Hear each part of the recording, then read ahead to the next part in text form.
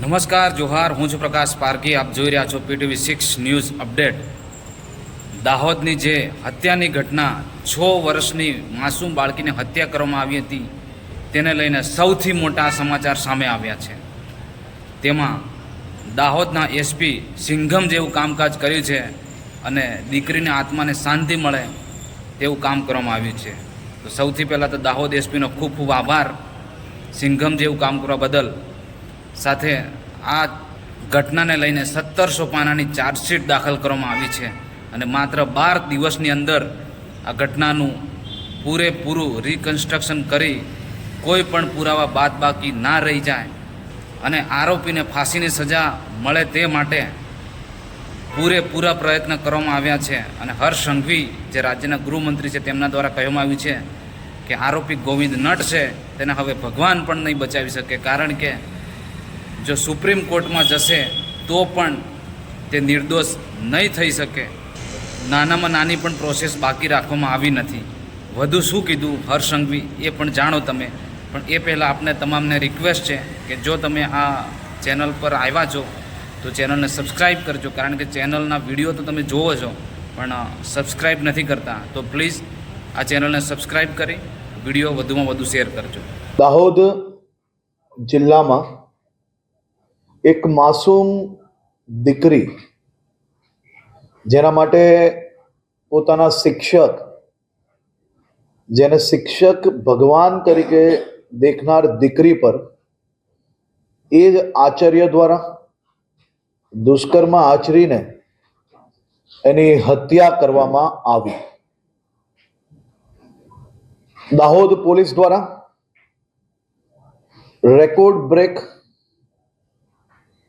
12 દિવસની અંદર આજે કોર્ટમાં ચાર્જશીટ દાખલ કરવામાં આવી છે.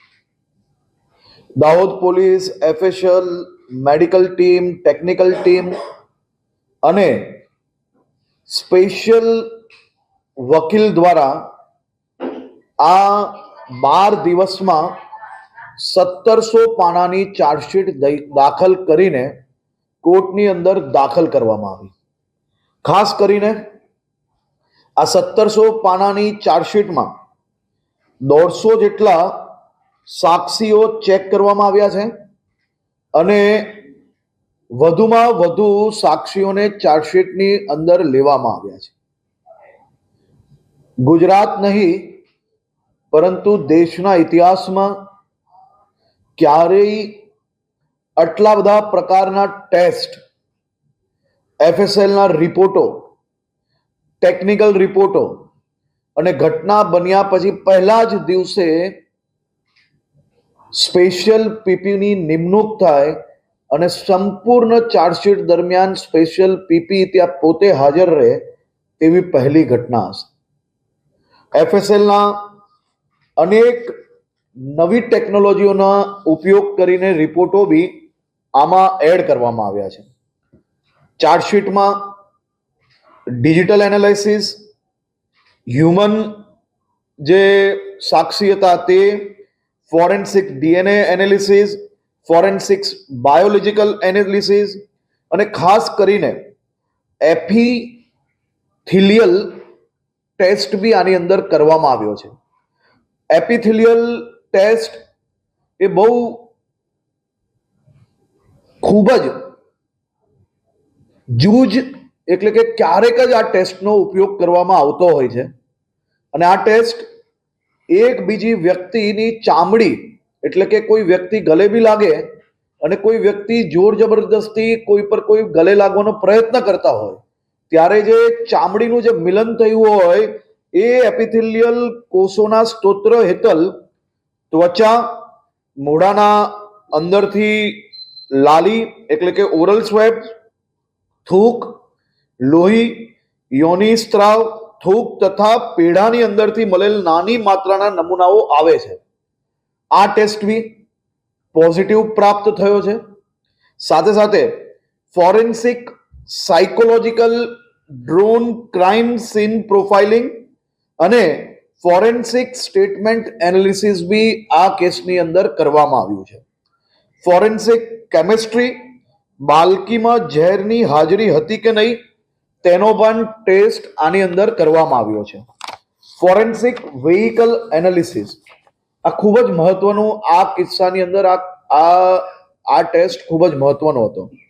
આ ઘટનામાં અને આ ગુનામાં આ બલાત્કારી પ્રિન્સિપલ દ્વારા પોતાની ગાડીનો ઉપયોગ કરવામાં આવ્યો હતો અને એ ગાડી ઘટના પછી તેમના દ્વારા ધોઈ લેવામાં આવી, પુરાવાઓ નાશ કરવાનો પ્રયત્ન કરવામાં આવ્યો.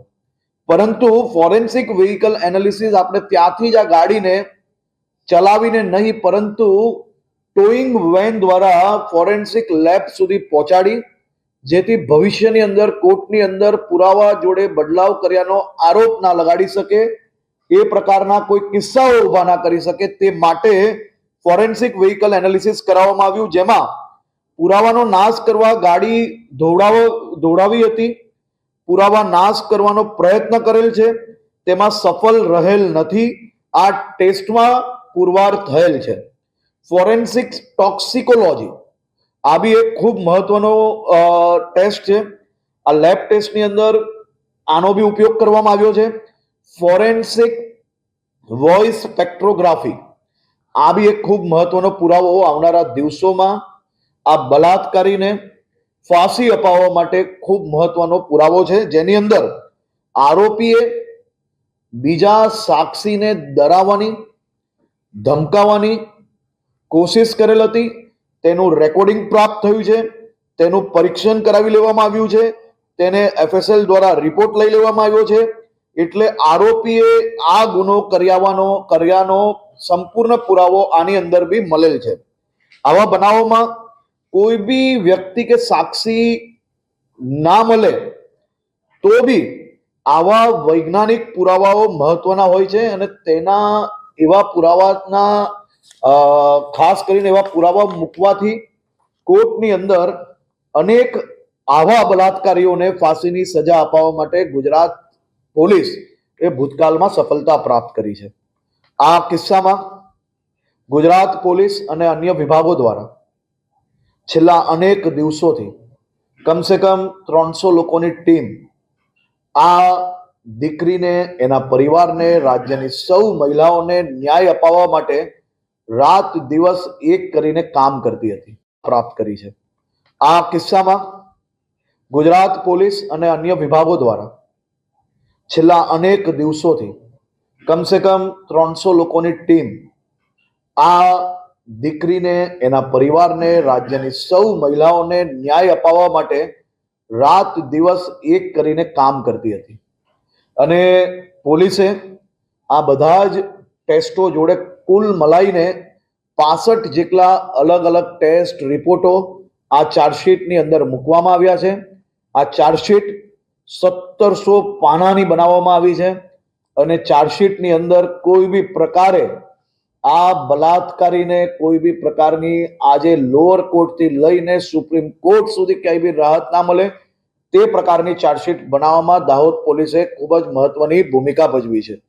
માનનીય મુખ્યમંત્રી શ્રી ભૂપેન્દ્રભાઈ પટેલજી દ્વારા પહેલા જ દિવસથી આ સંપૂર્ણ કેસમાં એની ઇન્ક્વાયરી ઉપર એમનું પૂરું ધ્યાન હતું અને દરરોજ એનું રિપોર્ટિંગ એમના દ્વારા, એમની ઓફિસ દ્વારા, જિલ્લા કક્ષાની પોલીસ કચેરીથી, ફોરેન્સિક સાયન્સ લેબોરેટરીથી, ગૃહ વિભાગ પાસેથી અને મારી પાસેથી બી લીધી છે. અને પૂરી ચાર્જશીટની સંપૂર્ણ માહિતીઓ એમને પોતે સમય આપીને, 1 કલાકનો પૂરો સમય આપીને આ ચાર્જશીટ એમને પોતે નિરીક્ષણ કરી છે. એમની આખી ટીમે નિરીક્ષણ કરી છે. અમે સૌ લોકોએ નિરીક્ષણ કરીને આજે 11 વાગે દાહોદ કોર્ટની અંદર આ ચાર્જશીટ રજૂ કરી છે. ઘટના બનવાથી આજે 12મા દિવસે આ ચાર્જશીટ રજૂ કરવામાં આવી છે. કોંગ્રેસનો આરોપ છે કે